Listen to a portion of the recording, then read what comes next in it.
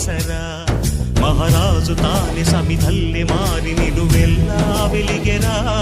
భోగాన్ని విడిచి త్యాగాన్ని వలచి తాపసిగా నిలిచెరా జనక్షేమమే తన సంకల్పముగా తన ఊపిరి హోమజ్వాలలుగా స్వర్గాన్నే శాసించెనురా అమృతమును ఆహ్వానించెనురా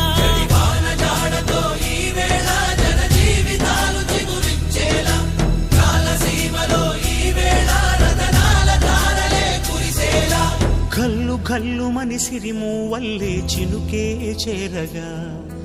జల్లు జల్లు మని పులకింతల్లో పుడమే పాడగా హరివిల్లు ఎత్తి కరిమబ్బు